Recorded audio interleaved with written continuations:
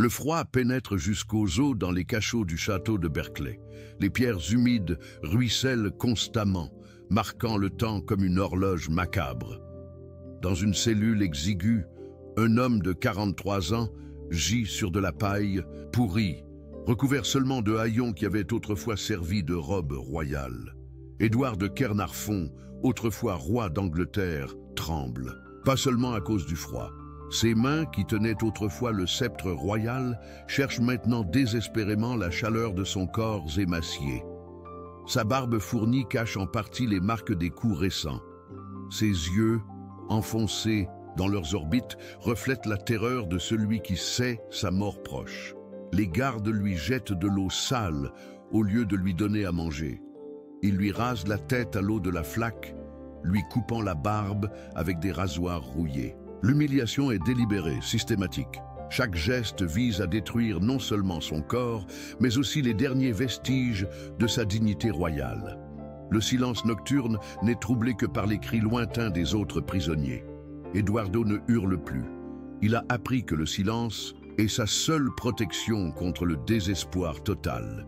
Ses lèvres murmurent des prières désespérées, des mots qui se perdent parmi les pierres moisies de sa tombe imminente. La torche dans le couloir projette des ombres dansantes sur les murs. Eduardo observe ces formes changeantes, comme des fantômes de son passé, des visages qui l'aimaient, des visages qui le trahissaient, des visages qui le haïssaient jusqu'à la destruction. Tous dansent maintenant dans les flammes vacillantes, lui rappelant ce qu'il était autrefois et ce qu'il ne sera plus jamais. Sa respiration devient laborieuse. Chaque inspiration lui fait mal, comme si l'air refusait d'entrer dans ses poumons. L'odeur nauséabonde de sa propre saleté se mêle à l'odeur d'humidité et de mort qui imprègne tout l'endroit. C'est l'odeur de la défaite totale, celle d'un pouvoir s'évanouissant comme la fumée au vent. Les geôliers chuchotent dans les couloirs. Édouard en saisit des bribes. Les ordres de la reine. Cela doit paraître naturel. Cette nuit même. Les mots lui tombent dessus, comme des gouttes de plomb fondues. Il comprend que son tourment touche à sa fin, mais pas comme il l'espérait. Dans l'obscurité de sa cellule, Edward ferme les yeux et tente de se remémorer les jardins de Westminster, le parfum des roses, le son de la musique lors des banquets royaux. Mais même ces souvenirs s'estompent, écrasés par le poids écrasant de la réalité présente. Seule la peur demeure, brute et primitive, érodant ses dernières défenses mentales. Ses doigts effleurent instinctivement l'endroit où il portait autrefois l'anneau royal. La peau est à vif, marque indélébile du moment où il l'a arraché de force. Ce petit cercle de chair irritée résume toute sa chute. De monarque absolu à épave humaine, de seigneur des vies et des domaines à mendiant. L'aube approche. Edward le sait au subtil changement dans les sons provenant du château. Bientôt, ils viendront le chercher. Son cœur bat à tout rompre, une peur bleue insufflée dans ses veines. Il n'est plus l'homme qui autrefois défiait les barons, conquérait des terres, aimait sans limite et haïssait sans mesure. Comment le roi d'Angleterre était-il arrivé là ? Quelle série de décisions, de trahisons et d'erreurs avait transformé l'héritier d'une couronne millénaire en cette ombre tremblante, attendant la mort au fond d'un donjon? Nous sommes en 1284. Édouard de Caernarfon, né au château de Caernarfon, dans les terres conquises du pays de Galles. Son père, Édouard Ier, Longstriders, est le marteau des Écossais, le conquérant implacable qui soumet des peuples entiers à la couronne anglaise. Sa mère, Aliénor de Castille, lui fournit le noble sang espagnol qui coulera dans les veines du futur roi. Dès son plus jeune âge, le jeune Édouard manifeste une nature différente. Tandis que son père planifie des campagnes militaires et exécute des rebelles, l'héritier préfère la musique, la poésie et la compagnie des artisans. Les courtisans murmurent. Un prince qui préfère les jardins aux champs de bataille n'augure rien de bon pour l'Angleterre. L'Angleterre de la fin du XIIIe siècle est en ébullition. Les barons normands maintiennent un équilibre précaire avec la couronne. L'Écosse résiste farouchement à la domination anglaise. La France menace constamment les possessions continentales. Le pays de Galles est à peine conquis. Dans ce bouillon de violence et d'ambition politique, Édouard grandit entouré de luxe, mais aussi d'attentes écrasantes. À 16 ans, Édouard reçut le titre de prince de Galles. Son père espérait que cet honneur lui enseignerait le sens des responsabilités. Mais le jeune prince se trouva d'autres centres d'intérêt. Piers Gaveston, un jeune gascon de noble naissance mais de fortune modeste, arriva à la cour comme condisciple. L'amitié qui se noua entre eux transcenda rapidement les conventions. Gaveston est tout ce qu'Édouard n'est pas. Audacieux, ambitieux, charismatique avec les femmes, habile à l'épée. Édouard est fasciné. Il lui accorde terre, titres, bijoux. Les courtisans observent avec une inquiétude croissante l'héritier du trône se comporter davantage comme un amant désespéré que comme un futur roi. Les murmures se transforment en accusations murmurées. Édouard Ier comprit le danger. En 1307, conscient que sa santé déclinait, il prit une décision radicale. Il exila Gaveston d'Angleterre. La réaction de son fils fut explosive. Pour la première fois de sa vie, Édouard défia ouvertement son père. Les disputes résonnèrent dans les couloirs de Westminster. Le roi mourant vit dans le regard de son héritier une détermination qu'il n'avait jamais manifestée auparavant en matière d'État. Le 7 juillet 1307, Édouard Ier mourut en campagne contre les Écossais. Âgé de 23 ans, Édouard de Caernarfon devint Édouard II d'Angleterre. Son premier acte de roi révéla ses priorités. Il révoqua immédiatement le bannissement de Gaveston et le nomma comte de Cornouailles, l'un des titres les plus prestigieux du royaume. Le couronnement eut lieu le 25 février 1308 à l'abbaye de Westminster. Édouard arriva radieux, vêtu de soies et de velours, qui contrastaient avec la sobriété traditionnelle de ses prédécesseurs. À ses côtés, Gaveston portait les joyaux de la couronne avec une désinvolture qui scandalisa les barons présents. L'archevêque de Canterbury célébra la cérémonie avec un mécontentement visible. Lors du banquet du couronnement, Édouard commet sa première bévue politique flagrante. Il ignore sa nouvelle épouse, Isabelle de France, fille du puissant Philippe IV. La reine, à peine âgée de 13 ans, reste assise telle une statue, tandis que son mari consacre toute son attention à Gaveston. Les ambassadeurs de France en prennent note. Cette humiliation ne sera pas oubliée. Les barons anglais observaient la scène avec une inquiétude croissante. Thomas de Lancastre, cousin du roi et noble le plus puissant du royaume, commença à manifester son opposition. Guy de Beauchamp, comte de Warwick, et Aymer de Valence, comte de Pembroke, rejoignirent la résistance. Ils voyaient dans la relation entre Édouard et Gaveston une menace directe pour l'ordre établi. Mais Édouard est ivre de pouvoir et d'amour. Il a attendu ce moment toute sa vie. Il peut enfin vivre sans les restrictions imposées par son père. Il peut enfin récompenser celle qu'il aime vraiment. Les avertissements de ses conseillers se perdent dans l'écho de sa nouvelle autorité royale. Sa première décision majeure en tant que monarque absolu détermine le cours de son règne. Il nomme Gaveston régent d'Angleterre, tandis qu'il part pour la France rendre hommage à ses territoires continentaux. Un étranger, un favori, un homme sans soutien noble, gouvernera l'Angleterre au nom du roi. Les dés étaient jetés. Édouard II avait commencé son règne par une déclaration de guerre silencieuse contre sa propre noblesse. La régence de Gaveston dure à peine 4 mois, mais elle suffit à déclencher une rébellion. Pendant qu'Édouard négocie en France, son favori gouverne l'Angleterre avec une arrogance débridée. Il humilie publiquement les barons et raille leurs titres ancestraux par des surnoms désobligeants. Il qualifie Thomas de Lancastre de l'acteur et Guy de Beauchamp de chien, noir des Ardennes. La noblesse bouillonne d'indignation. À son retour de France en février 1309, Édouard découvre son royaume au bord de la guerre civile. Les barons ont conclu une alliance formelle contre Gaveston. Ils lui posent un ultimatum: bannissement immédiat du favori sous peine de rébellion armée. Édouard cède temporairement, mais son ressentiment grandit comme une tumeur maligne dans sa poitrine. Gaveston part pour l'Irlande en tant que lieutenant du roi. Officiellement, c'est un poste honorifique. En réalité, c'est un exil précieux. Édouard compte les jours qui l'attendent. Les barons croient avoir remporté la première bataille, mais ils ignorent l'obstination obsessionnelle de leur roi. Pour Édouard, chaque jour sans Gaveston est une torture personnelle qui doit cesser. En juin 1309, violant tous les accords précédents, Édouard révoqua secrètement le bannissement. Gaveston rentra triomphalement en Angleterre. La provocation était délibérée et calculée. Édouard avait décidé de préférer la guerre civile à son amour. Les barons comprirent que les négociations étaient terminées. Seule la violence subsistait. Thomas de Lancastre mène la révolte armée. Il contrôle de vastes territoires dans le nord de l'Angleterre et peut rassembler plus de 3000 hommes armés. Guy de Beauchamp apporte son expérience militaire acquise lors des campagnes écossaises. Aymère de Valence coordonne le soutien de l'Église.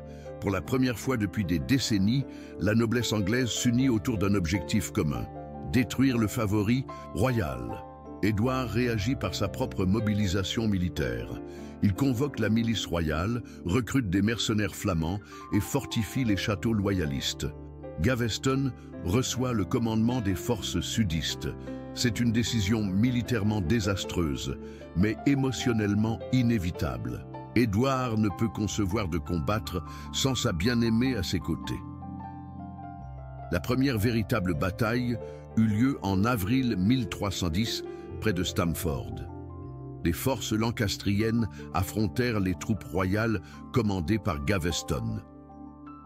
L'engagement fut bref mais brutal. Des mercenaires flamands percèrent les lignes rebelles, mais le coup en vise anglaise fut terrible. Pour la première fois depuis des siècles, des Anglais s'entretuèrent dans une guerre purement dynastique. La victoire tactique se transforme en défaite politique. La population commence à blâmer le roi et son favori pour le carnage. Les Saint-Spawn. Chroniqueurs parlent de la malédiction de l'amour coupable qui déchire le royaume. Édouard découvre que gagner des batailles ne signifie pas gagner les cœurs. Son autorité s'érode à chaque victoire militaire. Gaveston, grisé par ses succès militaires, commet des erreurs fatales. Il pille les propriétés des barons rebelles, exécute des prisonniers sans procès et viole des sanctuaires religieux. Ces excès alimentent la propagande ennemie. Les rebelles ne combattent plus seulement un favori royal, mais un tyran sanguinaire qui menace l'ordre chrétien. En octobre 1310, les barons réalisent un coup de maître. Ils enlèvent Édouard lui-même lors d'une chasse près de Winchester. Pendant 3 jours, le roi d'Angleterre reste prisonnier de ses propres sujets. Les négociations sont humiliantes. Édouard doit accepter la supervision permanente de ses décisions par un conseil noble. Son autorité royale est affaiblie. En échange de sa liberté, Édouard signe les ordonnances de 1311. Ce document est révolutionnaire.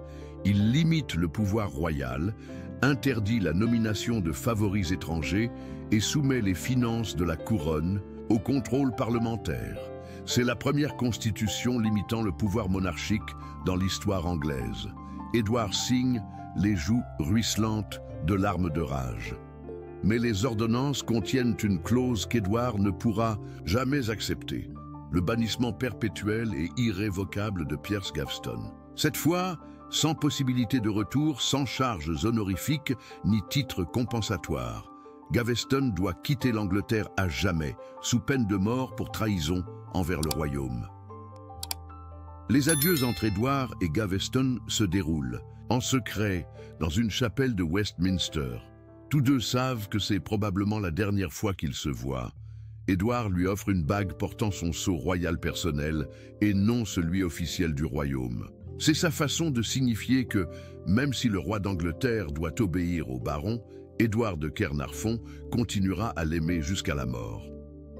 Gaveston partit pour les Flandres en novembre 1311. Édouard resta à Londres, officiellement libre, mais spirituellement vaincu. Il avait appris qu'être roi ne signifiait pas pouvoir faire tout ce qu'il voulait. Mais il avait aussi appris quelque chose de plus dangereux. Il haïssait ses sujets autant qu'il le haïssait. La première guerre civile était terminée, mais la paix obtenue reposait sur des sables mouvants. Édouard commençait à préparer sa revanche, et cette fois, il n'y aurait ni limite ni pitié. Janvier 1312. Édouard viole les ordonnances 2 mois seulement après les avoir signées. Il envoie secrètement des navires et de l'or en Flandre. Gaveston retourne clandestinement en Angleterre, se cachant comme un criminel dans son propre royaume. La nouvelle se répand comme une traînée de poudre dans les comtés. Les barons réalisent qu'ils ont sous-estimé l'obsession de leur roi. Thomas de Lancastre mobilise immédiatement ses forces. Cette fois, il n'y aura ni négociation ni ultimatum. Gaveston doit mourir. Édouard a choisi la guerre totale et les barons lui répondront en conséquence. La seconde guerre civile sera plus brutale que la première. Les 2 camps ont appris que la retenue est synonyme de faiblesse. Édouard établit son quartier général au château de Scarborough, une forteresse côtière apparemment imprenable. Gaveston assume le commandement militaire direct. Il s'appuie sur des mercenaires allemands, des arbalétriers génois et la garde personnelle du roi. Sur le papier, ses forces sont suffisantes pour résister à n'importe quel siège. Mais le nombre ment lorsque le moral est brisé. Le siège de Scarborough débuta en avril 1312. Lancastre mena personnellement le siège, accompagné de Guy de Beauchamp et d'Aymer de Valence. 3 des plus puissants barons d'Angleterre encerclèrent leur propre roi. L'image est bouleversante. L'autorité royale réduite à une forteresse assiégée par ses propres sujets. À l'intérieur du château, la réalité est plus dure qu'épique. Les mercenaires exigent des paiements qu'Édouard ne peut honorer. Les provisions s'épuisent, les navires de soutien étant incapables de briser le blocus naval. Gaveston commence à montrer des signes de désespoir. Pour la première fois depuis son retour, il doute de la capacité d'Édouard à le protéger. Le 19 mai, après 5 semaines de siège, Gaveston accepta de se rendre sous promesse de sauf-conduit. Aymer de Valence jura sur son honneur que le favori serait traité avec dignité et bénéficierait d'un procès équitable. Édouard devait accepter la reddition ou regarder sa bien-aimée mourir de faim. Cette décision le bouleversa, mais il n'avait pas le choix. La reddition de Gaveston est une humiliation orchestrée. Il doit quitter le château sans armes, sans suite, habillé comme un simple paysan. Édouard l'escorte jusqu'aux portes, incapable de retenir ses larmes. Les chroniqueurs rapportent que le roi embrasse publiquement Gaveston, scellant devant témoins une intimité que les barons jugent contre nature et blasphématoire. Valence tient d'abord parole. Il conduit Gaveston à Londres sous bonne garde. Mais en chemin, près de Deddington, Guy de Beauchamp intercepte le cortège avec des forces supérieures. Beauchamp n'a pas juré de sauf-conduit. Il s'empare du prisonnier de Valence et l'emmène au château de Warwick. Le 19 juin 1312, Piers Gaveston est décapité à Blacklow Hill, près de Warwick. Il n'y a eu ni procès, ni clémence royale, ni cérémonie. Simplement une exécution brutale, destinée à envoyer un message sans équivoque. Personne, absolument personne, ne peut défier impunément la noblesse anglaise. Pas même l'amour d'un roi. La nouvelle parvient à Édouard, alors qu'il chasse dans les forêts du Yorkshire. Sa réaction est apocalyptique. Il brise des meubles, agresse des courtisans et blasphème contre Dieu et les saints. Pour la première fois de son règne, Édouard manifeste la rage meurtrière héritée de son père. Mais cette fois, il ne la dirige pas contre les Écossais ou les Gallois, mais contre ses propres barons. La transformation d'Édouard est radicale et définitive. Le roi capricieux mais relativement bienveillant disparaît à jamais. À sa place, surgit un tyran vengeur, prêt à tout pour anéantir les assassins de Gaveston. Modération meurt avec son favori à Blacklow Hill. Édouard commence à recruter systématiquement des mercenaires étrangers. Il fait venir des soldats du Brabant, des archers irlandais et des chevaliers gascons. Il privilégie les étrangers, car ils partagent une loyauté envers la noblesse anglaise. Sa cour se remplit d'accents étrangers et de visages inconnus. Les Anglais se sentent comme des étrangers dans leur propre palais royal. La reine Élisabeth observe ces changements avec un mélange d'espoir et de terreur. Espoir, car son mari se détourne enfin de ses favoris masculins. Terrorisme, car elle découvre qu'Édouard sans amour devient un Édouard sans compassion. Ses propres enfants le craignent. Ses courtisans arpentent les couloirs royaux sur la pointe des pieds. En décembre 1312, Édouard viola ouvertement toutes les ordonnances restantes. Il nomma de nouveaux favoris sans consulter les barons. Hugues Dépensé le Jeune, noble anglais ambitieux et sans scrupules, commença à gagner la confiance royale. Édouard avait retenu la leçon. Cette fois, il choisirait quelqu'un de puissant et capable de se défendre. Les barons réalisent qu'ils ont créé un monstre. En assassinant Gaveston, ils espéraient soumettre le roi. Au lieu de cela, ils ont libéré le tyran qui sommeillait en eux. Édouard ne recherche plus l'amour ni la compréhension, il ne cherche que la vengeance. Et il dispose de tous les moyens de l'État pour y parvenir. La seconde guerre civile approche, mais cette fois, elle sera différente. Édouard a perdu son âme avec sa maîtresse. Les barons n'affronteront pas le roi mélancolique qui préférait la poésie à la politique, mais le véritable fils d'Édouard Longstriders, un monarque prêt à réduire l'Angleterre en cendres plutôt que de partager son autorité. 38. Hugues Despenser le Jeune contrôle l'Angleterre plus complètement que Gaveston ne l'aurait jamais imaginé. Mais là où Gaveston cherchait l'amour, Despenser recherche le pouvoir. Et là où Édouard aimait autrefois, il ne convoite plus que la vengeance. La nouvelle alliance royale est plus dangereuse que l'ancienne, car elle repose sur une haine partagée et non sur une affection vulnérable. Les erreurs s'accumulent comme une avalanche inexorable. Édouard confisque systématiquement les terres des barons qui ont exécuté Gaveston. Thomas de Lancastre perd des comtés entiers. Guy de Beauchamp est déchu de Warwick. Les domaines passent directement à Despenser, qui les administre comme un royaume personnel au sein du royaume. La corruption devient flagrante. Despenser vend la justice, les titres et les grâces royales. Les charges publiques sont vendues aux enchères aux plus offrants. L'administration royale devient une machine à extorquer qui saigne le royaume, à blanc pour enrichir le favori. Édouard observe avec satisfaction chaque pièce volée est une vengeance contre ceux qui ont permis le meurtre de Gaveston. L'Écosse profite du chaos interne en Angleterre. Robert Bruce lance des offensives dévastatrices contre le nord de l'Angleterre. Les frontières brûlent, tandis qu'Édouard se concentre sur la destruction de ses propres barons. Les comtés frontaliers implorent une protection royale qui ne vient jamais. Le roi préfère assiéger les châteaux anglais plutôt que défendre le territoire anglais. La crise écossaise éclata en juin 1314 à Bannockburn. Édouard marcha personnellement contre Bruce avec la plus grande armée rassemblée depuis des décennies.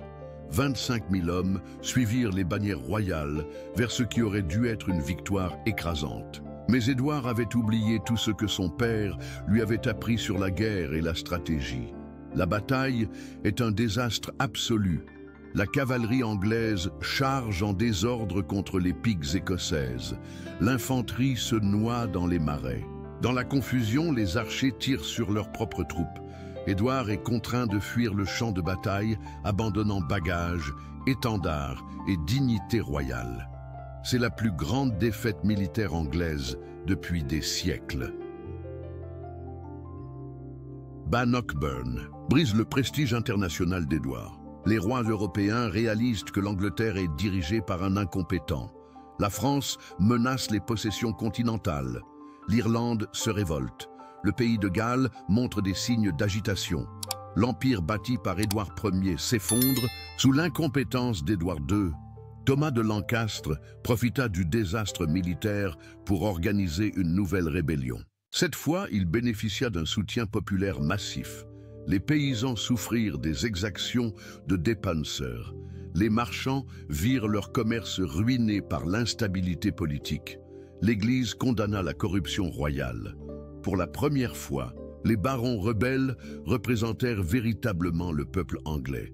La reine Élisabeth commence à comploter secrètement contre son propre mari. Les ambassadeurs français la courtisent discrètement. Son frère, le roi de France, lui promet son soutien si elle décide d'agir contre Édouard. L'humiliation de Bannockburn a convaincu Élisabeth que son mari représente un danger pour la couronne dont ses enfants hériteront. En 1321, Édouard commit sa plus grave erreur. Il tenta d'arrêter simultanément tous les barons rebelles lors d'un banquet à Westminster. L'opération échoua lamentablement. Lancastre s'échappa, Pembroke s'enfuit en France et d'autres se réfugièrent dans des châteaux forts. Édouard avait transformé une rébellion politique en une guerre d'extermination mutuelle. La Troisième Guerre civile fut la plus brutale de toutes. Despensé exécuta des prisonniers sans procès, des barons rebelles incendièrent des domaines et royaux. Les villes changèrent de camp au gré des fortunes militaires. L'Angleterre se vida de son sang dans une violence qui ne respectait ni l'âge, ni le sexe, ni le statut social. En mars 1322, Édouard remporta sa seule victoire militaire significative. Ses forces battirent Lancastre à Boroughbridge. Thomas de Lancastre, cousin du roi et autrefois le plus puissant baron d'Angleterre, fut capturé vivant. Édouard ordonna personnellement son exécution immédiate. Lancastre roula la tête tandis qu'Édouard l'observait par la fenêtre, souriant pour la première fois depuis des années. Mais la victoire militaire se transforme en défaite politique. En exécutant son propre cousin, Édouard viole toutes les traditions de la noblesse anglaise. La noblesse européenne le considère comme un tyran fratricide. Le pape excommunie Despenser. Les chroniqueurs parlent du roi qui dévore son propre peuple comme Saturne dévore ses enfants. Élisabeth réalise que le point de non-retour a été franchi. Son mari n'est plus un roi faible, manipulé par ses favoris. C'est un véritable tyran qui détruira l'Angleterre plutôt que d'abandonner sa vengeance personnelle. La décision la plus difficile de sa vie devient inévitable. Elle doit trahir son mari pour sauver le royaume de ses enfants. En août 1322, Isabelle partit officiellement pour la France afin de négocier une trêve avec son frère. Officiellement, il s'agissait d'une mission diplomatique de routine. En réalité, ce fut la première étape d'une conspiration qui allait détruire à jamais le règne d'Édouard II. Le roi, ivre de sa victoire après Boroughbridge, ne se doute de rien. Despenser contrôle l'Angleterre sans opposition apparente. Les barons rebelles sont morts ou exilés. Pour la première fois de son règne, Édouard croit avoir définitivement gagné. Il ignore que son plus grand ennemi partage son lit et porte sa couronne. Septembre 1326. Isabelle est en France depuis plus d'1 an, tissant la toile qui détruira son mari. Elle a séduit politiquement Roger Mortimer, baron exilé et ennemi mortel de Despenser. Ensemble, ils forment une alliance, fatale. Elle apporte la légitimité dynastique, il apporte l'expérience militaire et des réseaux de conspiration. L'invasion survient par surprise le 24 septembre. Élisabeth débarque dans le Suffolk avec à peine 700 hommes, mais elle amène avec elle quelque chose de plus puissant que des armées. Le fils aîné d'Édouard, le futur Édouard III, âgé d'à peine 14 ans. Le prince héritier marche contre son propre père. Le symbolisme est dévastateur pour la cause royale. Édouard réagit avec une panique incontrôlable. Il ordonna une mobilisation générale, mais les appels restèrent lettres mortes. Les comtés refusèrent d'envoyer des troupes défendre Despenser. Les villes fermèrent leurs portes aux émissaires royaux. Pour la première fois de son règne, Édouard découvrit que régner par la terreur avait ses limites, lorsque la terreur se retournait contre soi-même. La désertion de Londres marque l'effondrement final. Le maire ouvre les portes à Élisabeth, sans résistance. La population accueille la reine envahisseuse en libératrice. Édouard observe depuis la tour de Londres sa propre capitale célébrer sa défaite. Les cloches de Westminster sonnent de joie, tandis que son pouvoir s'effondre d'heure en heure. Hugh Despenser le Jeune tente désespérément de fuir vers l'Irlande, mais des vents contraires forcent son navire à revenir sur la côte galloise. Il est capturé près de Cardiff par les forces fidèles à Élisabeth.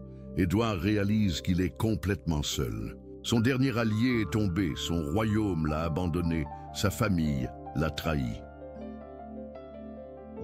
Le 20 octobre 1326, Édouard fut arrêté au monastère de Neath, au pays de Galles.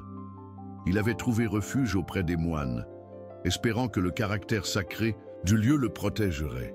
Mais Élisabeth ne respecta aucun sanctuaire pour assouvir sa vengeance. Édouard fut arraché de l'autel alors qu'il priait, les mains tachées de sang des blessures qu'il avait infligées par désespoir. Sa capture est humiliante et délibérée. Il est vêtu de haillons de paysan. Sa barbe est taillée à l'eau, sale d'une flaque d'eau. Il est monté sur une vieille mule au lieu d'un cheval royal. Le cortège vers Londres est un spectacle de ridicule public. La foule l'insulte, lui jette des ordures et crache sur lui à son passage. Le roi d'Angleterre est exhibé comme un vulgaire criminel. Hugh Despenser le Jeune est exécuté à Hereford le 24 novembre. Sa mort est particulièrement cruelle. Il est castré vif, ses entrailles arrachées alors qu'il respire encore et, finalement décapité et écartelé. Des morceaux de son corps sont envoyés dans différentes villes en guise d'avertissement. Édouard est contraint d'assister à une partie de l'exécution par une fenêtre. Il voit mourir le dernier homme qu'il aimait, même si ce n'était que par ambition. Le Parlement se réunit en janvier 1327 pour officialiser la déposition. C'est la première fois dans l'histoire anglaise que le Parlement dépose officiellement un roi vivant. Les accusations sont accablantes: incompétence militaire, corruption administrative, sodomie, trahison. Édouard est déclaré indigne de régner et inapte à gouverner. La cérémonie de déposition se déroule dans le grand hall de Westminster. Édouard est dépouillé solennellement de tous ses symboles royaux. Sa couronne, son sceptre et son anneau royal lui sont retirés. Chaque geste marque la fin de 21 ans d'un règne chaotique. Son fils Édouard III, âgé de 14 ans, est proclamé roi sous la régence d'Élisabeth et Mortimer. Édouard accepte la déposition sans résistance. Il n'a plus de dignité à défendre ni de peuple à gouverner. Il signe sa démission d'une main tremblante, scellant officiellement sa chute. Ses derniers mots de roi sont une supplication désespérée. Il demande que ses fils ne soient pas tués pour les péchés de leur père. L'Angleterre qu'Édouard laisse derrière lui est méconnaissable comparée à celle dont il a hérité. Les frontières écossaises sont perdues, les finances royales sont ruinées, la noblesse est décimée par les guerres civiles, l'autorité monarchique est constamment remise en question. Il a réussi à détruire en 21 ans ce que ses prédécesseurs avaient bâti en des siècles. Isabelle et Mortimer débattent du sort du roi déchu. Le maintenir en vie est dangereux, il pourrait devenir un symbole de résistance. L'exécuter publiquement est politiquement risqué. Les rois ne sont pas exécutés comme les criminels ordinaires.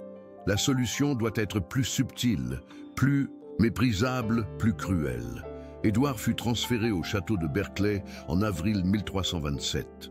Officiellement, il devait vivre une retraite honorable sous une garde bienveillante. En réalité, il devait mourir lentement dans des conditions destinées à briser son corps et son esprit.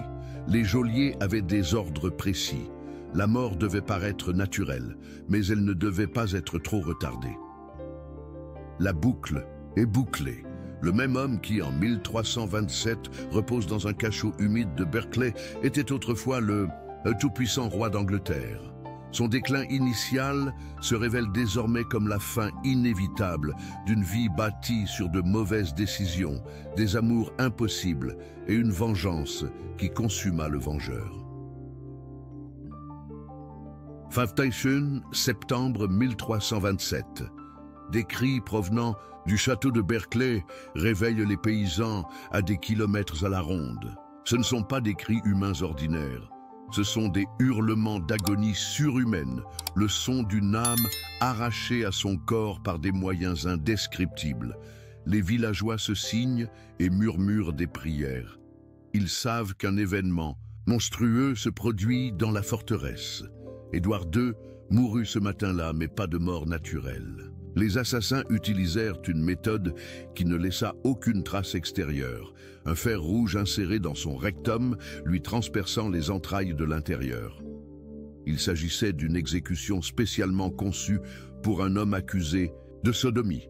L'ironie du sort est cruelle et délibérée. Il mourut là où il était censé avoir péché. Les bourreaux sont Thomas Gurney et John Maltravers, chevaliers au service de Mortimer. Ils attendent depuis des mois l'ordre final d'Élisabeth. Lorsqu'il arrive, ils l'exécutent avec une brutalité professionnelle.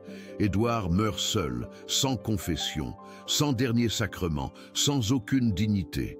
Son agonie dure des heures. Ses cris résonnent jusqu'à l'aube. Le lendemain, les seigneurs de Berkeley annoncent que le roi déchu est mort de cause naturelle pendant la nuit. Son corps est exposé au public pour démontrer l'absence de blessures visibles. Les chroniqueurs officiels parlent d'une maladie soudaine qui frappa le noble prisonnier.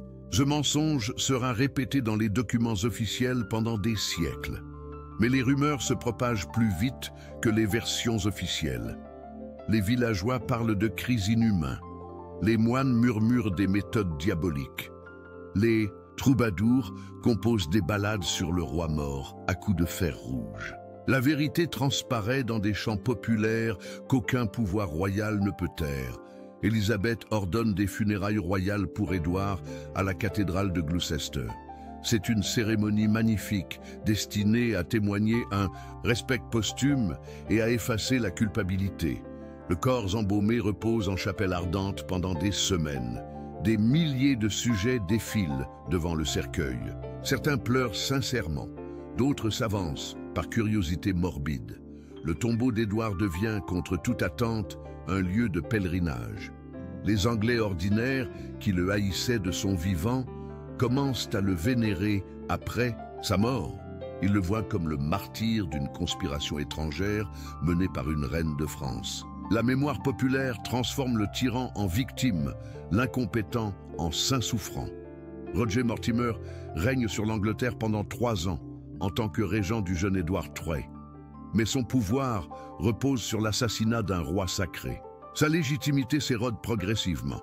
Les barons qui ont soutenu la déposition commencent à se demander s'ils n'ont pas été trop loin. Tuer des rois crée un précédent dangereux pour tout noble. En 1330, Édouard III fête ses 18 ans et s'arroge le pouvoir. Son premier acte est d'arrêter Mortimer et de le juger pour trahison.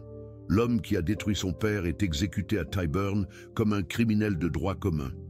Élisabeth est mise à la retraite d'office. La vengeance du fils sur son père dure 3 ans, mais elle est inévitable. Les conséquences du règne d'Édouard II transformèrent l'Angleterre à jamais. Le Parlement avait prouvé qu'il pouvait destituer des rois. L'autorité monarchique n'était plus absolue ni incontestable. Les précédents établis en 1327 seraient invoqués des siècles plus tard lorsque d'autres monarques défieraient leur peuple. Édouard II avait involontairement créé le constitutionnalisme anglais. L'Écosse conserve son indépendance grâce au chaos du règne édouardien. Robert Bruce meurt paisiblement après avoir fondé une dynastie durable. La frontière anglo-écossaise se stabilise sur des lignes qui perdureront pendant des siècles. Le rêve d'Édouard Ier de conquérir l'Écosse s'effondre finalement face à l'incompétence d'Édouard II. L'ironie historique la plus cruelle est qu'Édouard II, qui gouvernait par favoritisme et par caprice personnel, a involontairement renforcé les institutions qui auraient limité le pouvoir royal. Ces excès ont contraint la noblesse à créer des mécanismes de contrôle parlementaire. Sa tyrannie a engendré la démocratie. Son absolutisme a donné naissance au constitutionnalisme. Créteau.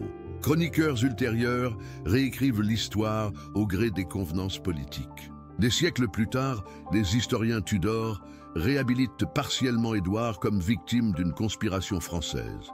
Les romantiques victoriens en font le symbole d'un amour interdit. Chaque époque voit en Édouard II ce qu'elle doit voir. Tyran, martyr, victime, précurseur. Son véritable héritage est plus complexe et incontradictoire.